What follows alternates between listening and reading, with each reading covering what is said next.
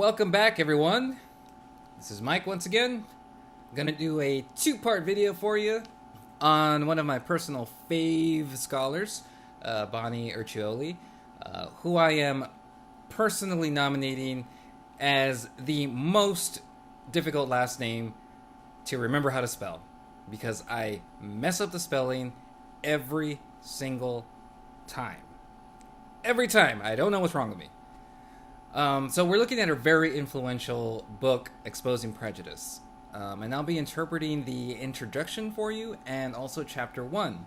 So why those two sections, right? Well, here's another way that I choose material for these videos. One, I happen to be writing a paper that engages with this theory, but also this chapter comes out very frequently in the college course syllabi because it's a very influential chapter. So I'm going to try to kind of clear a path and provide a way for you to use her ideas, but also more importantly to avoid some of the traps and pitfalls or misunderstandings that I have personally seen in quite a few classes where this this chapter comes up and is analyzed, particularly when it comes to the concepts race versus ethnicity. And I'm going to tell you why that is very problematic. Okay, so for example, in 3 separate classes that I've sat in that were assigned chapter 1, without fail, somebody asks a question that sounds like, is so-and-so a race, or is it an ethnicity? Now, these questions are phrased in a way that assumes a lot of things that Urciuoli's theory does not assume. That question, is so-and-so a race, or a group, or an ethnicity? Those questions assume that there is an objective answer that is somehow guided by timeless, scientific, objective parameters that are believed to exist, so we can say things like, so-and-so group is definitely a race, or definitely an ethnicity. Now, instead, Urciuoli's theory focuses on how, over time, people become classified in talk and in text through very everyday interaction. Those parameters or elements, instead of just like existing objectively, there are all these elements that might add up together or assemble in a certain way that leads people into conceptualizing a person or a group as more like an ethnicity or more like a race. But the process is ongoing. It's emergent. It's emerging. And crucially, it's contingent on specific political and economic conditions. So groups are undergoing racialization or undergoing ethnicization right now, as we speak. In this sense, we can't just say so-and-so is an ethnicity, because it's an ongoing process. And when we say so-and-so is a race, we freeze that process. We freeze it in place. And we bring into reality that group as this particular type of thing, either a race or an ethnicity. When that is not what makes Urciuoli's analytic so powerful. Instead, our analysis should be able to produce observations that sound more like, we can talk about so-and-so being considered more like a race or more like an ethnicity at this particular moment in time, in this region of the country, during this set of political conditions, after maybe this major world event. And even then, we still have to consider the perspective. For example, it's more like a race from the perspective of white identifying people or black identifying people. So, the parameters of race and ethnicity are constantly shifting, and they're highly contingent on the ground conditions. On the ground conditions. She gets at this shifting using a semiotic approach or a semiotics of racialization. But here we're going to try to stay away from the big words as usual. And to me, Urciuoli made a very conscious effort in this book to stay away from these huge-ass academic words, despite her theory being of the, highest caliber. She still only uses the really big words when she absolutely needs to. So we're going to do the same here in this video. But that's also just my approach in general. No big words. Big words are overrated. Okay, so let's start on the first page of the introduction. And actually, this entire video is kind of on this first page. So we kind of got to know what semiotics is, or we have to at least have a feel for the idea of semiotics. For now, let's think of it as the study of signs. But those signs are connected to or are always pointing to some other sign or to some other sets of signs. And those sets of signs are also connected to more sets of signs. So signs after sign after sign after sign, signs giving rise to more signs. What does that mean? For example, think of the color red. Red, the color. So as a sign, you interpret this sign depending on the context. It could mean, love or lust, or maybe error, or maybe stop. And we know this because of the history of this particular sign. So we think of, love, maybe Valentine's Day, or error, we think of red pen on our class papers, or stop signs and traffic lights, right? So these are all massive sets of signs that we interpret. Notice, however, signs are highly contingent on context and on history. Something like a race or an ethnicity are sets of signs or assemblages of signs. That's maybe one big word that I'll use here. Assemblages that become perceivable by us, that come into being in a certain way.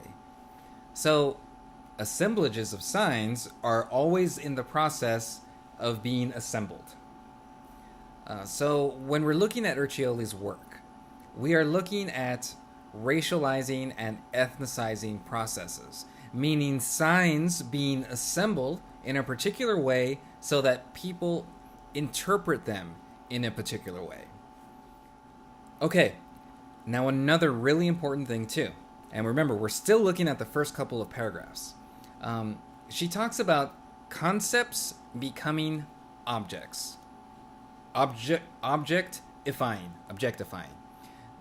For a couple seconds, let's switch out the word object for the word thing. Just for a couple seconds, and you'll see why. It's very difficult to think about race as an object. We can understand it as a thing, but why? Because we think that objects have clear boundaries, as something, you can hold in your hand, for example, like an apple. But what about an apple? So, apple is a thing-like thing, and that exists as a whole bunch of objects. Now, it takes a little while to make these steps in our mind. So think of the comparison, or what we're going to be using as a metaphor, Apple the concept, Apple the brand. But let's stick with the word concept. Now, the concept only exists through its logos and through its products, through its objects. But we also know, or we also think of Apple as itself an object, even though it's kind of a concept, right? Because it's a brand. So how do we make that jump right there? In the same way, how do we think of concepts like race as an object? Again, we know race is a thing, but it's hard to think of it as an object.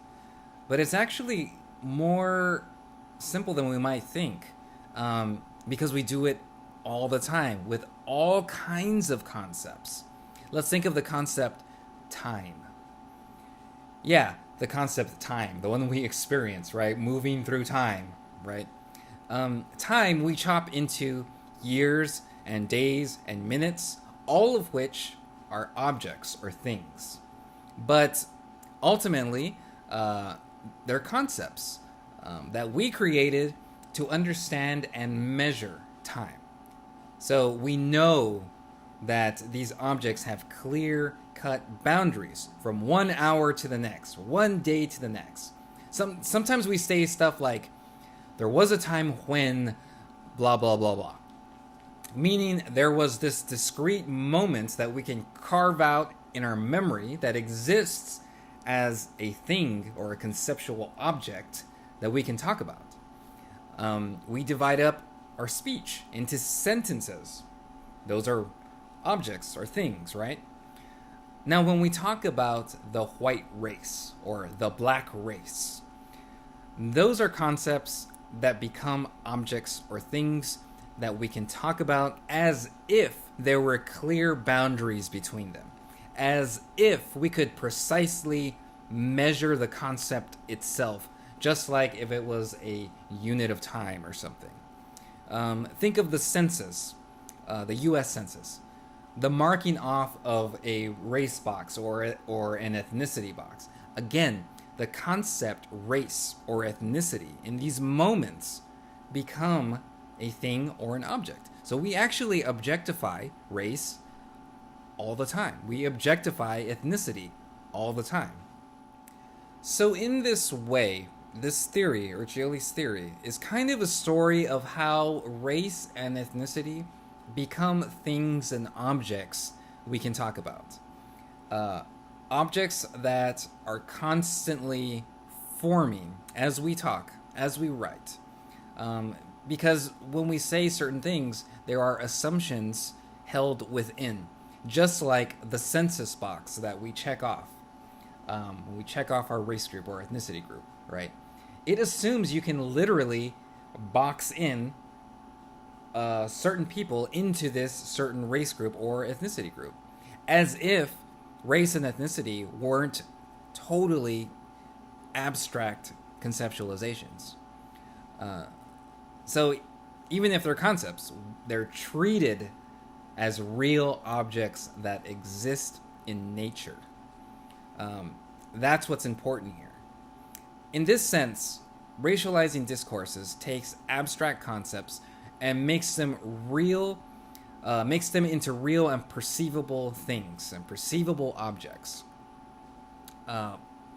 It's an object.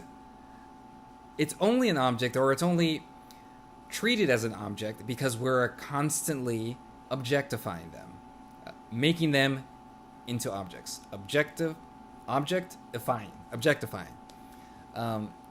So returning to our first question at the beginning of this video, is so-and-so a race?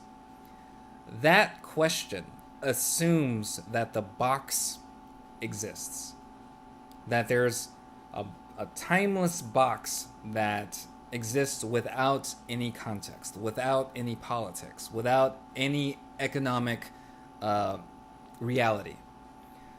What we can see in this theory, in Urciuoli's theory, is how that box comes into focus in social life. That box is real, but it's constantly moving. It's constantly shifting from day to day, from sentence to sentence, minute to minute. Sometimes those boxes become really stable. Sometimes they're less stable. Sometimes we can think of things as clear-cut objects. And here's what is so interesting about some groups of people. Sometimes they or we fit into one box better than another box, but sometimes we fit into multiple boxes at the same time. So people can be considered both a race and ethnicity, or one or the other, or both at the same time. Meaning people become types of objects that fit into these boxes. But these boxes are highly contingent and constantly emerging. So hopefully, we're ready to approach Chapter 1 and really look into these processes that Urciuoli calls racialization and ethnicization. So I will see you in the next video.